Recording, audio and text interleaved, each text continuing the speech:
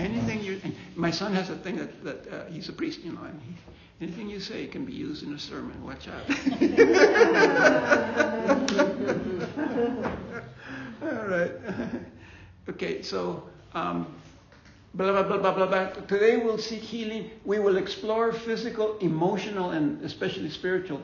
Okay, so I put emotional because today is practical advice on dealing with the emotions. So today is the emphasis is on emotional, but never, ever will I let go of the spiritual aspects of our journey. So I will absolutely bring in the spirituality, what's going on, in addition to some practical advice on what to do. Okay? So we're going to talk about coping during the holidays. That's the theme for today. However, I want to start by just talking about holidays and what is holidays all about. So I'm going to read from Luke. The Christmas stories are in Luke and in Matthew. Okay? Not in Mark. Mark starts with Jesus being baptized. That's it. He's an adult. And John has this beautiful preamble. And the Word became flesh, and the Word, you know, and that's just beautiful. But he doesn't start with the nativity stories. They come from Luke, especially from Luke. And they come from Matthew. We don't know that as a fact, but really we think that Luke must have known Mary, because a lot of the things that he says only Mary would know.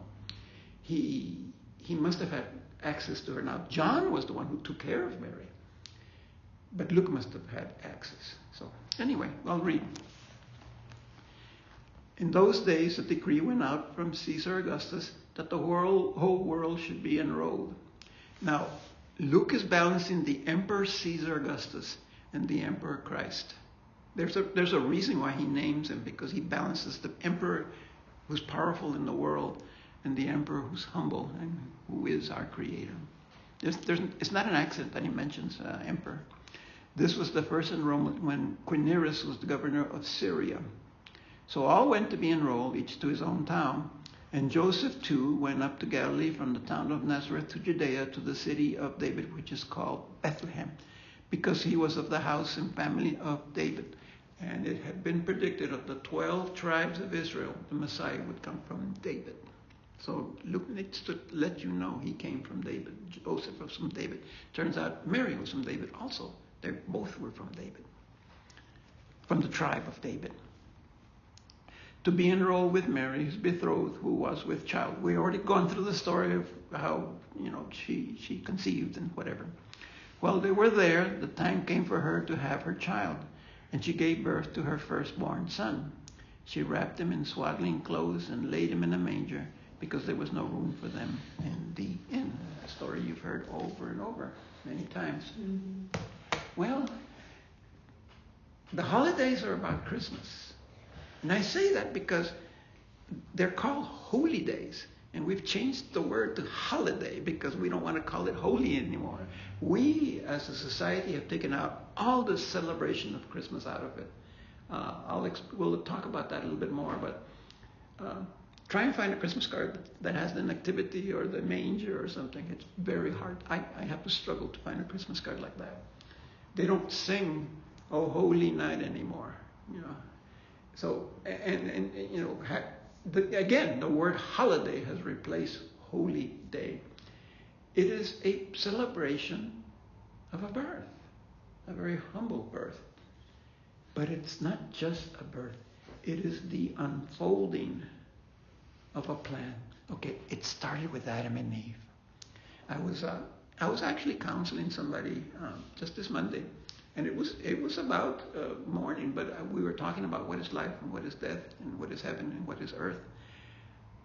They were actually in heaven. The Garden of Eden was not on earth. It was in heaven, and they lost it. And we lost it too. And we were not supposed to die. We were not supposed to get sick. And it's not about an apple. There was a disconnect between Adam and Eve and their Creator.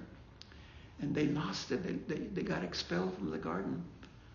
No longer living in heaven, now living in earth. And death came. It was never the plan for us to die.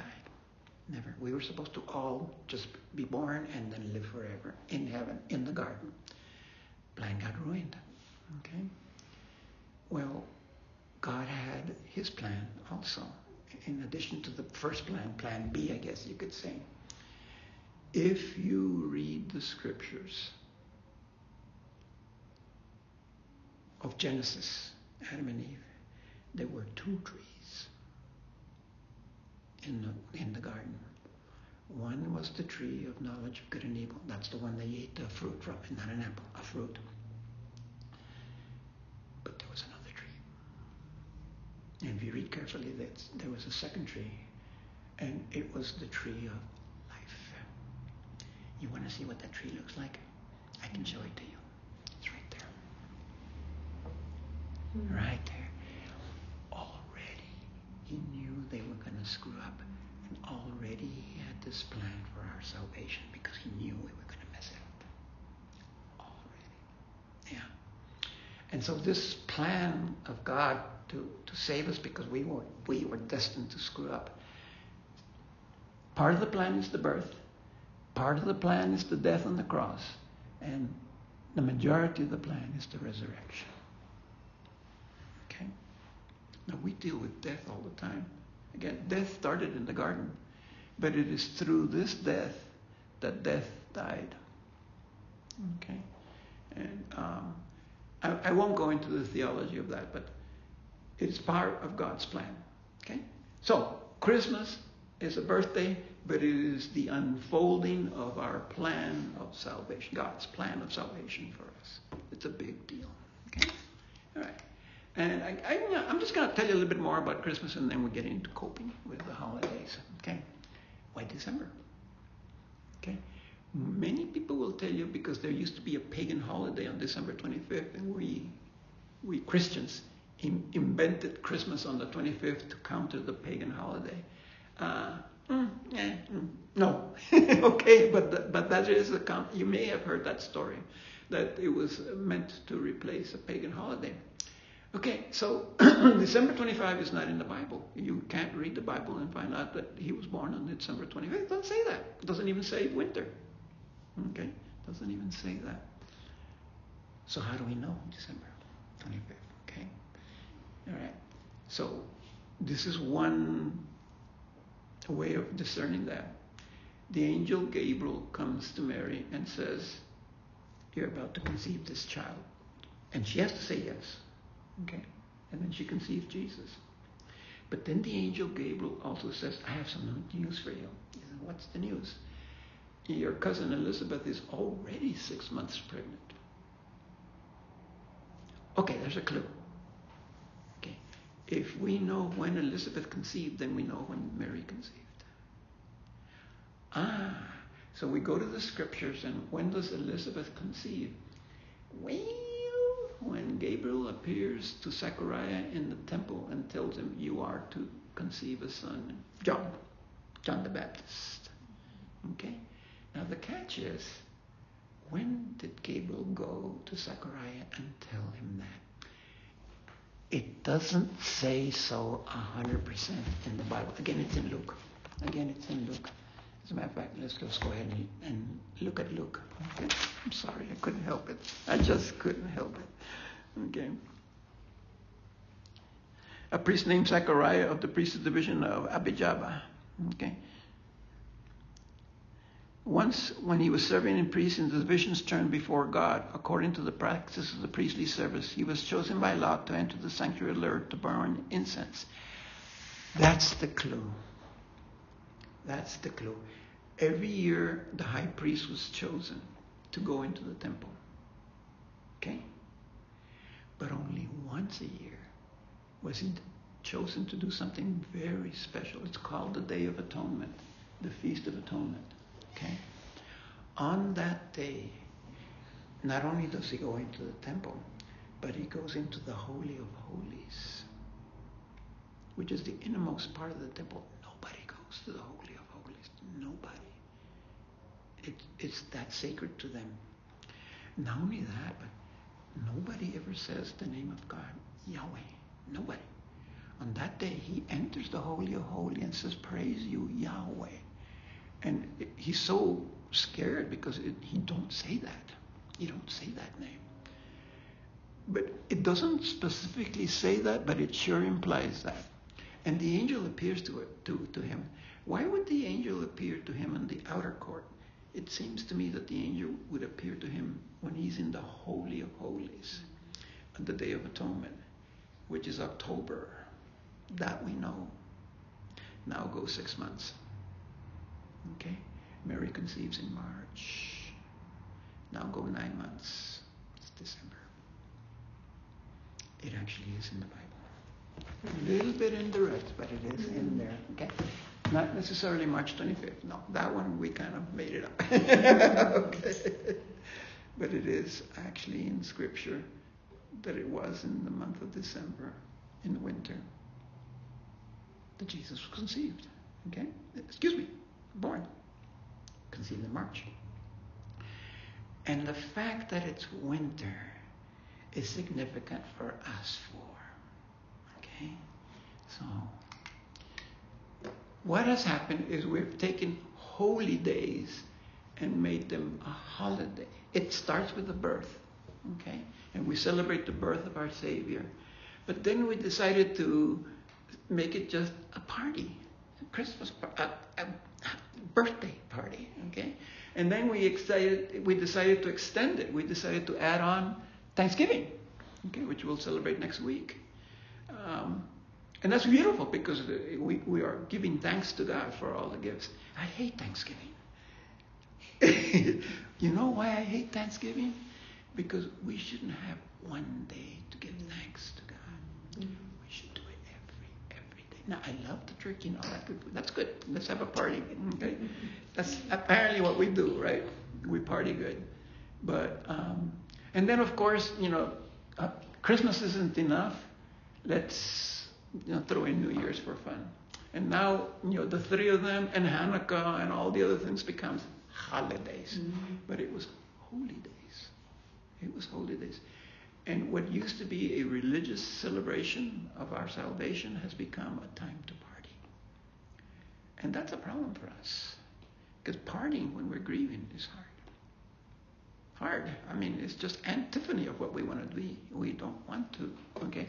So for us, it's a time when, okay, so I just back up. It's a time where everybody's happy, supposedly, okay?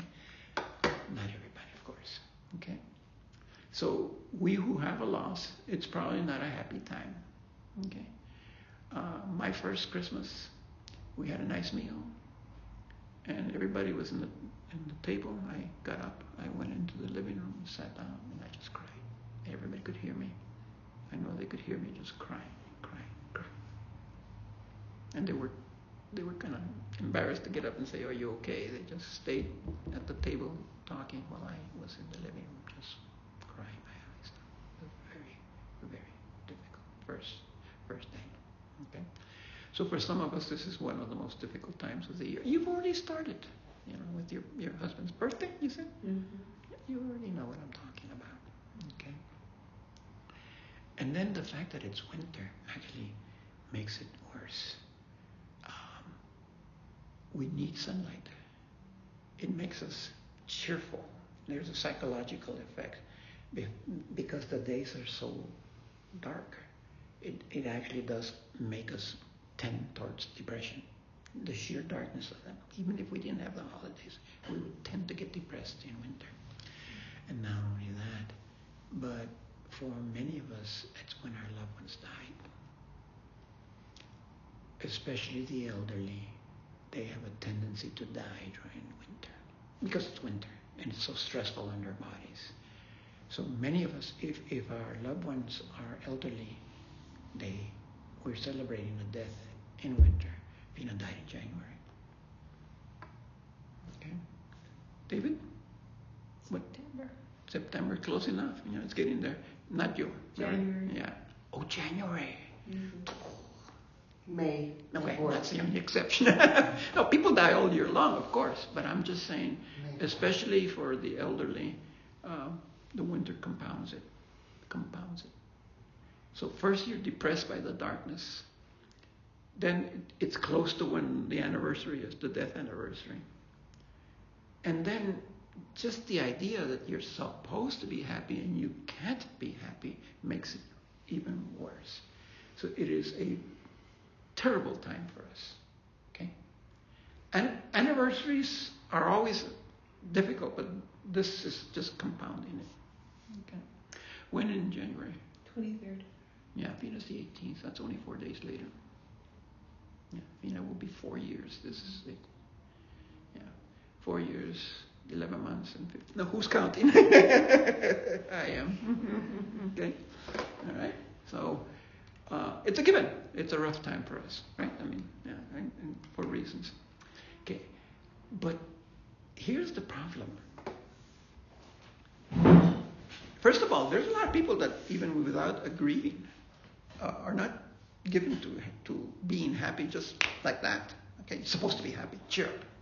And there are people that are not necessarily disposed to be cheerful, so they actually have problems with the holidays as well. We're not talking about people with losses, just talking about people who tend to be introverts, tend to be interior, tend to be quiet. Why should I have to cheer up, right? But you're supposed to.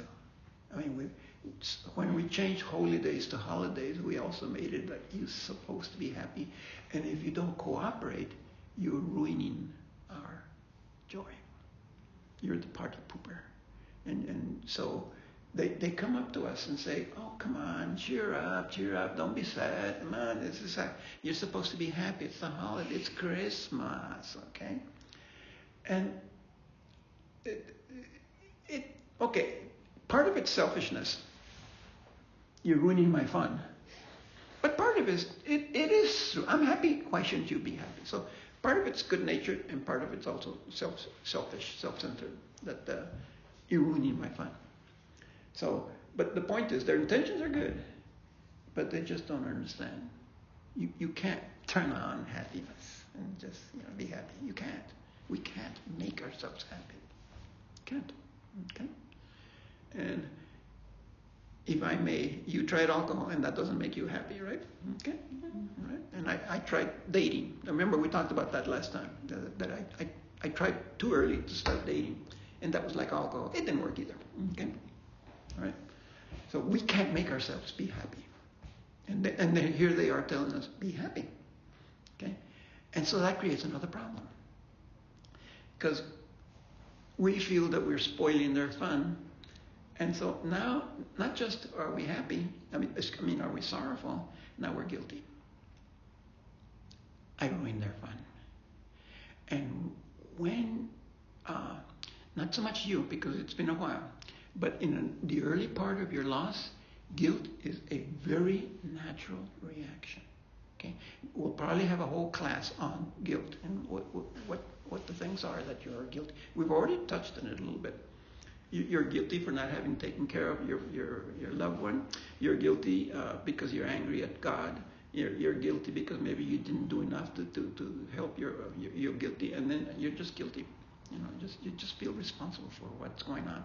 Well, now you're responsible for ruining somebody's party. Okay, it's getting bad. I'm not trying to depress you, but I am trying to impress you that this, why it's such a difficult time, right? So I want you to be aware that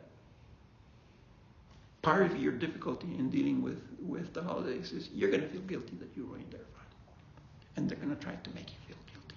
Oh, come on, don't be such a spoiled sport. Okay, it's just what makes the holidays stressful. Okay, so you're already dealing with the dark, you're already dealing with the loss, and now you're dealing with the guilt. Okay, and also, what's wrong with me? Why can't I cheer up? You actually think you should cheer up. Don't think that. That's for sure. There's no way you can make yourself happy. Okay, don't expect to make yourself happy. All right. So what can we do? All right. Here's where I'm sorry. I'm going to start with. There are going to be some very positive suggestions, but the way you do it is your way, right? We're already different. I would never do that, and you did. Okay, the way you do it is your way, and the way you do it is your way. So I have to start with. I may suggest these things, but they don't apply to you. They may not apply to you, and whatever. Okay, you're going to have to find your own way. However, we can talk, and you can also just call me and say, I think I'm going to do this. What do you think about this? And I may say, that's a very good idea. Or I may say, well, be careful. Yeah. If you're going to do that, do this. Yeah, whatever. I may help you through the process. Okay. But you're going to have plan A, and you're going to have plan B, and you're going to have plan C, and I'm going to have plan D. So we'll come up with some suggestions, but they don't apply to all of us. Okay. So let's just say you are invited to a party because it's a holiday, and we're supposed to party at holiday. And the festivity could be Thanksgiving dinner, it could be Christmas dinner, it could be posadas, it could be whatever your tradition, your family does. Okay, but you're invited. Come on over to our house. You'll get over your pain. Okay, they're already they're trying to cheer you up. Okay, so what are your options? One of them is let go. I'm sorry, this year I'm not ready. Just not ready to go. Oh, maybe next year. But do say the word, I'm not ready. Okay? Which means I don't hate you, I don't do, but not this year. That leaves you with the open, maybe some other day I'll be ready, but not now. So I would suggest if you say no, bye, I'm not ready. But don't say I'm feeling depressed. Okay? Because they're going to say, oh, well, but come to the party and you won't feel depressed. Okay? So not ready is a good explanation. Okay? You can go, second option, go and pretend. Let's put him on the mask. Just go there and, oh yeah, that's great. You know inside you don't feel it. But you actually smile, and you actually force yourself to smile. You having a good time? Yeah, it's great. Yeah. Okay? Those are two options. But notice that I put asterisks in front of them. Okay? I put asterisks in the front of the first option and the second option. Not go or put on a mask. Those are symptoms of denial. Okay? Denial is a legitimate response very early in your loss, within the first 3, 4, 5 months. You both are probably in the state of denial. Not me. I don't know about you. I have a friend who's 2 years into her loss and she's still in denial. She says that. I'm still dealing with denial. Okay? That's a little bit unusual, and I'm working with her because that's a little bit too much. You weren't here, I think, when I talked about denial. We had a whole class on denial, but I'll repeat. If you're going to have an operation on your teeth, the dentist is going to give you Novocaine, because you can't have the operation and stand that much pain without something. And that's denial. You have to have you have to. I mean, I wouldn't expect you to have the dental procedure, whatever, or something that puts you to sleep, anesthesia, either way. Okay? So denial is not a bad thing. Okay? It's a natural reaction to extreme pain. The only thing is that you can't be on the Novocaine forever. You can't be on the hard medicines, the pain medicines forever. Eventually you go to Tylenol and ibuprofen or whatever. But the doctor may, for the first few months, recommend some narcotics. Okay? Denial is that. And so denial is perfectly normal and acceptable the first few months of your loss. So if you choose that, that's great. Realize it. But realize that you're doing that from a state of denial. I would, if it's the second year, no, I'd be careful. If it's 2 years now and you're still in denial, no. Then we have to talk. Do you understand? So denial for the first 3, 4, 5 months, 6 months, even for the first year is fine. It's normal. It's acceptable. And be aware, hey, I'm in denial. I don't want to deal with it. I don't want to go. I don't want to face this. Or I'm in denial. Yes, I'm having a great time. Okay, you pretended. Right? So I do put that in. The first year, it's okay to option A and option B. The first year. Second year, we shouldn't be doing that. Okay? Okay? If you are, then you need to talk. Okay? All right, so that's the first two. But then go with, and let your your host, no, I'm going, but please, can you do me a favor? And I printed it. So you can make a copy of this printout and share it with your host. Yeah. Uh-huh. And this is not a complete list. This is just an idea, but you're not going to give them. You gave me two. Yeah, you're not going to give them a real long list, okay? But it really is a long list of what you should do. Okay, this is just for them to get an idea of what you expect. But you said don't expect me to be cheerful, so don't tell me cheer up, okay? If I want to sit in the corner, just let me, okay? And tell your host that so that they don't say, "Oh, come on over and join us." You don't want that. So same thing. Don't expect me to participate. Come on, we're having the piñata. Get your stick. No, I don't want to take a turn. Okay. If I choose to pass, just let me. Okay, I'll be there. And don't come up to me and say, try to cheer up. Oh, come on, you're spoiling our fun. Join us. It'll help you to forget by doing all these things. You're being quiet. Come over and say something. They're forcing you to do things. Here's a good one. Julie? Don't let them say, get another drink, get another drink. Do not. Okay? Other years, maybe you can have a few more cups than normal, but not the first one. Do not. Because once you drink, the emotions are going to come on out. And it's going to be a mess. It's going to be a mess, okay? And again, asterisks. The first year, don't overdo the alcohol. The second, third years, we can drink away, right? Okay, but I would be very, very careful with excessive alcohol when right now in this where you are right now. I would not recommend it. Okay, right. Those are the don'ts, but there's also positives. Ask me if I want to talk about my loved one. Really, healing is, Ralph was this way. He loved baseball. Go ahead and talk about it, and let them talk about it, and let them talk about their experiences with Ralph. I remember when he did this. I remember when he did. That's okay. Those are good things. Although maybe not. But most people find it useful and helpful and loving to talk. I remember when. Okay? Those are good things. Hugs are good. Some people are huggers, some people are not. I'm a hugger. So you can hug me, but check me out first. I may say, nope, no, don't touch me. Okay? Let me cry. Yeah, so I bring this.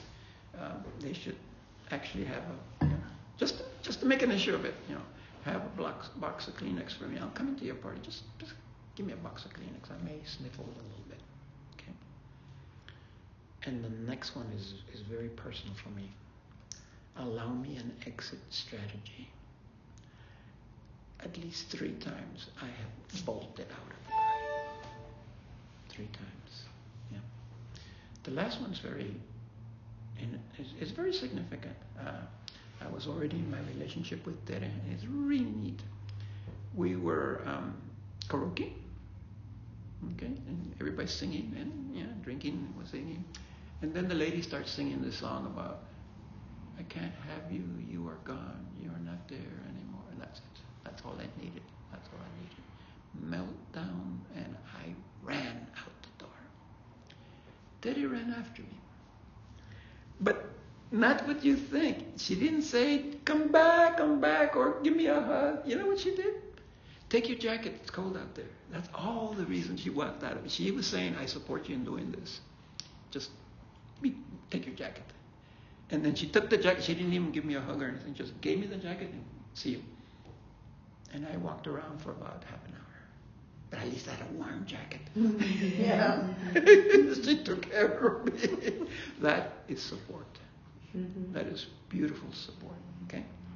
The point is that your host should let you know if you bolt out for a while, don't go running after me. Allow me. And when you get to the party, look for the door. If I crash, I'm going to go that way and out there, and I'll be over there crying. Okay? You actually plan it. And if it's someplace where it's completely enclosed where you can't escape, don't be there. Just say, no, this isn't the right environment for me. You should have a door where you can exit, because you can crash in the middle of the party. Okay? So plan on it. And go for it. If you feel it well enough, go and cry your eyes out. Okay? A good half hour should do it, and then you can come back. Not in good condition, probably shaky, but you can come back. Okay? So you plan on an exit, and they know that you can exit and not follow you. Okay? Or that's it, I'm going home. So don't go with somebody. Go in your own car to the party. So that, oh no, I need a ride from so and so. Okay? No, you got your own car. Next year you go with somebody. But bye, I'll see you, and take off in your own car. That's kind of critical. Plan on your own car, so that nobody's depending on you, and you don't. They're having fun, and you want to go home. Okay? You got your car. So assume that it can happen, and you can crash, and okay, all right, and okay, you tell your host, enjoy yourself. Don't. I have a good friend, Tony, and she lost her son, and she said I would go into the room, and as soon as I walk into him, everybody quiet, real quiet. There she is. It made her feel bad that everybody just hushed up when she went into the room, and not talk to her. Keep on partying, okay? Let me be in the corner. The only thing with this picture is the man's doing the telephone thing. But I couldn't find another picture. But basically, they're having the party and he's in the corner somewhere. Don't do the telephone thing. But just, you can be in the party looking at them enjoy themselves. Okay, but you don't have to enter into the. Again, if it's a piñata, you can watch them do the piñata, but you don't have to do the piñata yourself. I'm using that as an example. Say they play charades or they play cards. You don't have to join. Okay? You can watch them. Okay? Give yourself permission and let your host know that I have a right to do that. Okay? And remember, this is what you tell your host. You're not responsible for my. It's not your fault that my husband died. Okay? It's not your fault. So don't feel like you have to fix it. You didn't cause it. You don't have to fix it. And I still love you, but I know I'm kind of ruining your party. But this is where I'm at right now. So just say, I love you, but and I don't mean to destroy your party, but this is who I am right now. And let them understand that this is not you being angry at them. Okay? Good. That's if you go to the party. What if you don't go to the party? What if you don't go to the party? What do you do then? Okay? Be careful. Because if you choose option B, I'm not going to go. I'm just going to say I'm not ready. I'm not going to go. I'm not going to stay home. Are you going to stay home and just cry? I would plan, if I'm not going to go to the party, and I know there's a party tonight, I'm going to do this. Plan on something. Okay, again, you missed this, but we were talking about pendulation. Okay, you weren't there, or you were? Okay, pendulation is you got to feel your pain, and then you got to take a break and escape. Escape is the word, actually escape. Okay, and do something pleasant. Then you feel your pain, and then you do something. You don't stay in your pain, and you don't stay avoiding your pain. You have to feel your pain. So it's both. Okay. I would definitely plan on an escape strategy. If you don't go to the party, do not stay home and just cry. So if you like a movie, watch a good movie. Okay. If you have a good friend and invite your friend over, just 2 people, 3 people, and that's a lot more manageable than a party. And you can just talk. Okay. But whatever it is that you find enjoyable, go for a walk, whatever, okay? Go to a concert where there's nobody there, it's a bunch of strangers, that's good, okay? And this is very individual, but find something enjoyable, and escape. Don't avoid the party and stay home crying. Okay, if possible. All right. Oh, all right. So let's move on. And there are family traditions that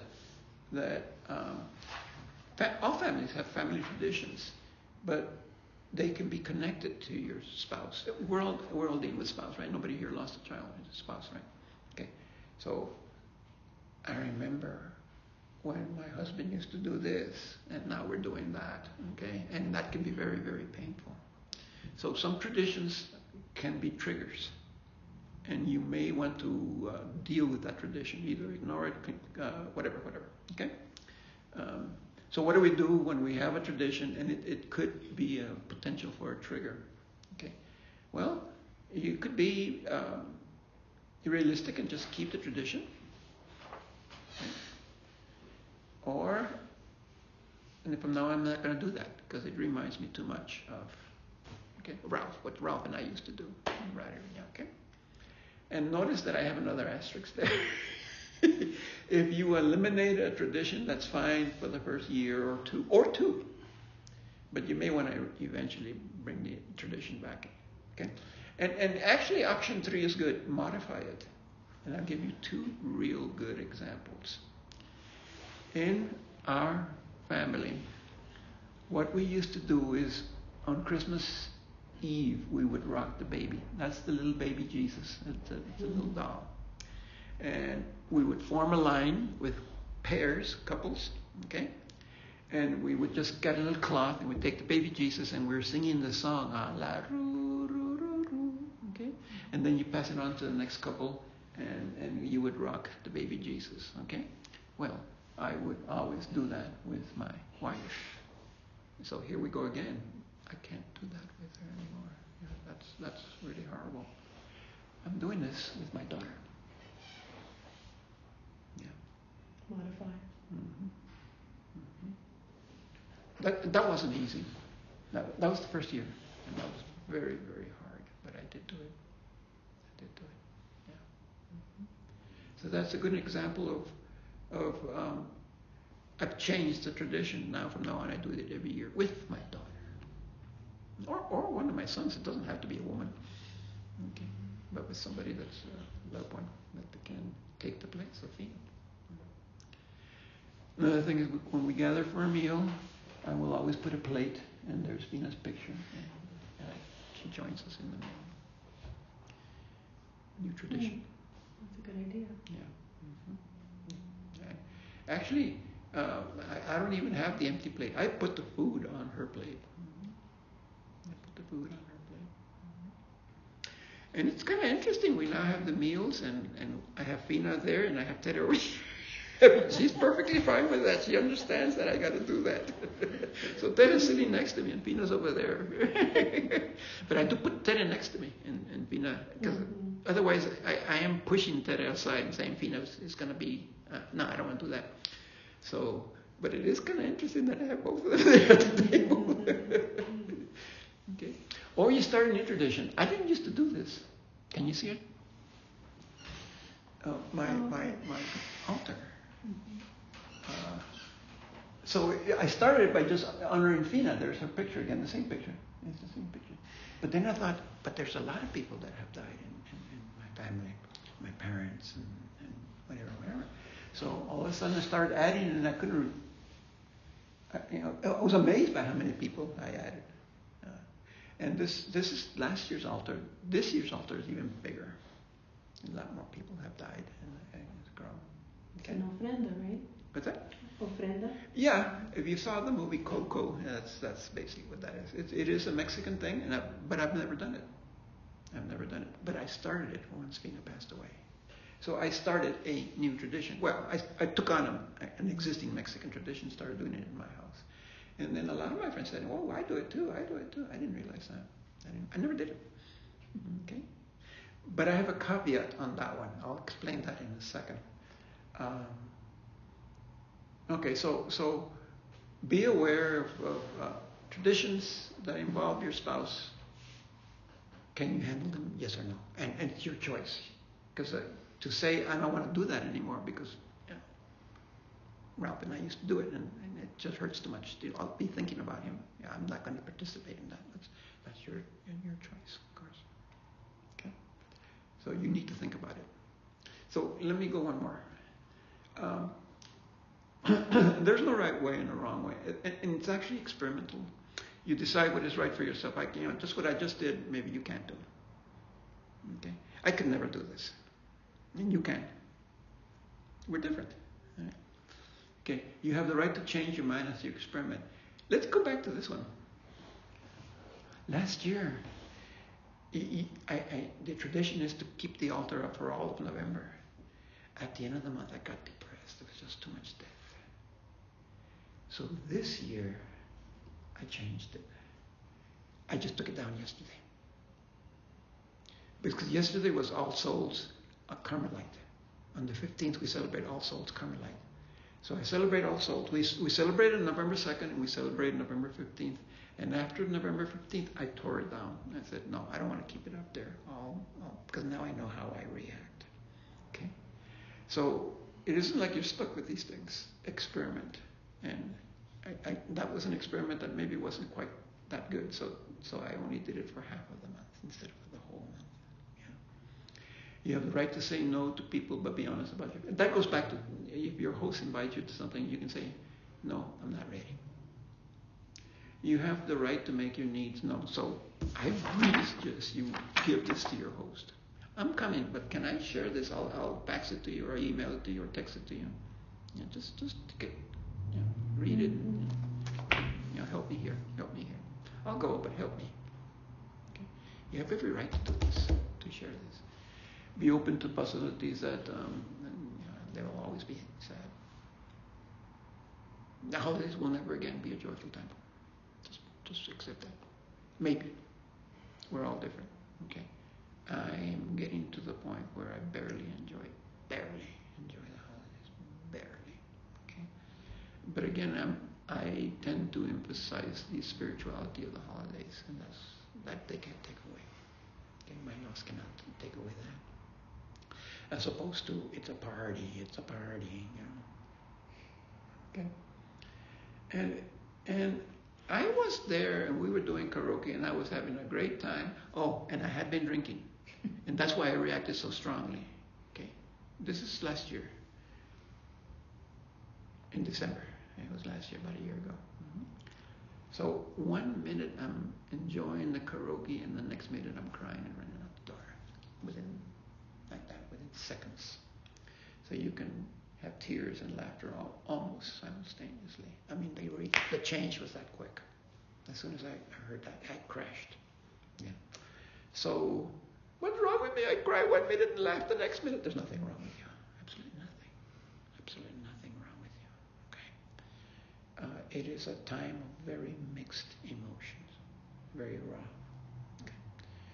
So part of it is don't think of yourself as what's wrong with me. The fact that you feel guilty, the fact that you can't enjoy things, that these things don't mean anything to you anymore. Don't feel guilty. You're going through a normal process. Okay, let's move on. So there are 2 videos, and I'm not going to play them today because the one by David Kessler is 20 minutes long, and and the one by Dr. Mary Sue Lin is about 12 minutes long. They're both real good. So phones are good, right? I can text you the links. Oh, absolutely. I'll text you the links to the 2 videos. And really, a phone is okay because you don't have to see anything. They're just talking. So you can put the phone down and just do whatever, your housework or whatever, and let's listen to him.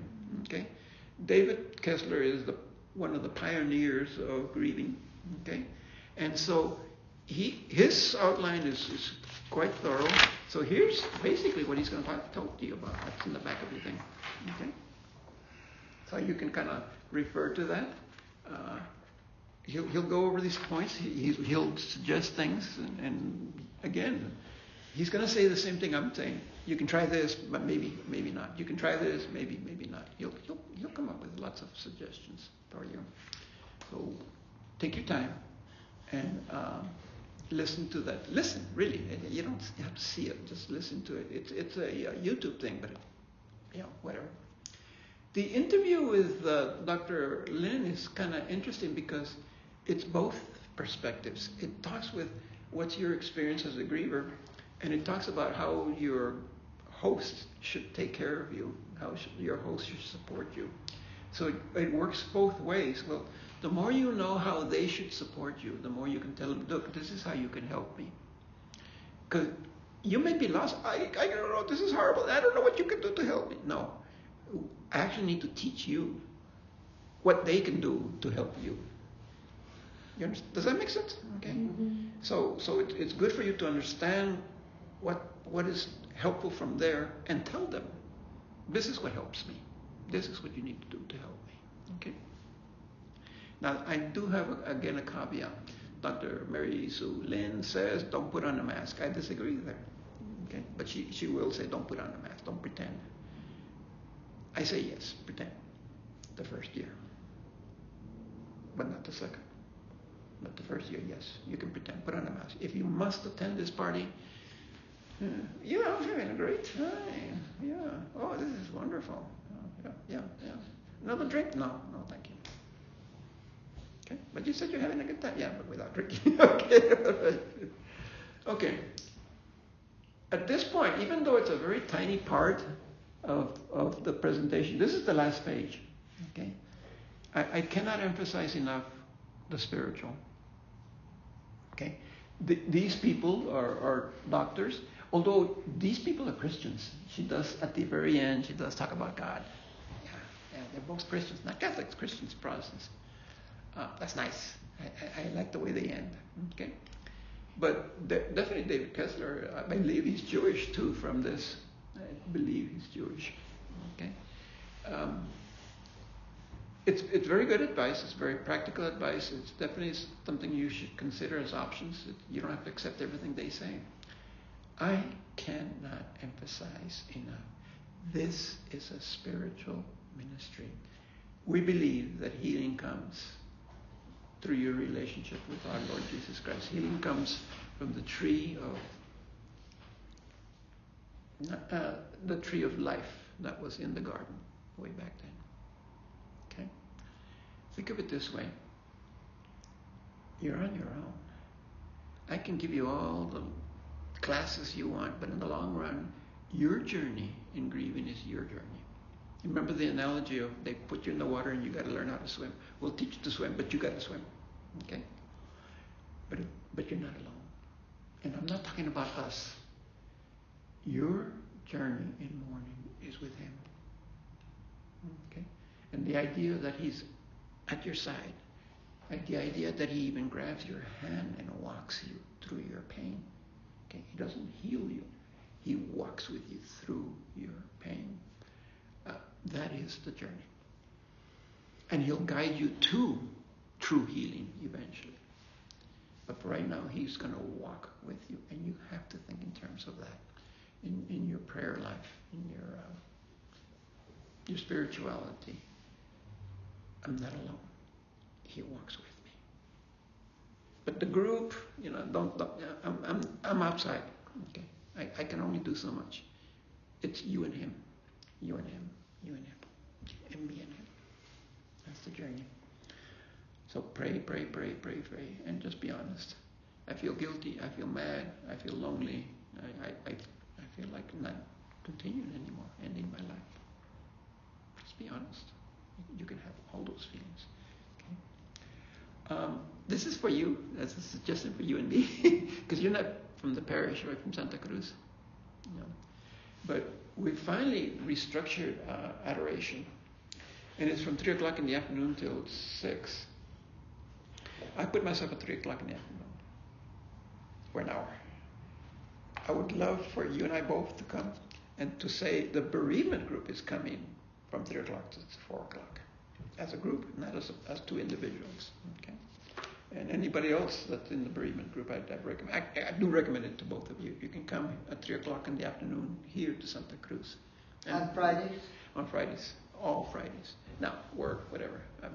But if you ever find a chance, come at that time. Spend an hour in adoration. daily rosary, I absolutely recommend it. You got to be connected through the Mass. Okay, and if you can spare some time during the week, you know. My wife died on a Saturday. Saturday is very important. Just Saturdays, because she passed away on a Saturday. I always go to Saturday Mass. Always, just because that was the day. So in addition to Sunday. Right? And Scripture is beautiful, especially the Psalms. The Psalms are, remember how I said share your feelings with God and if you're angry or disappointed. Read Psalm 22. No, I'll read Psalm 22. Not 23. 23 is the Lord is my shepherd, I shall not want. Oh, it's such a nice song, right? Let me read you Psalm 23. 22.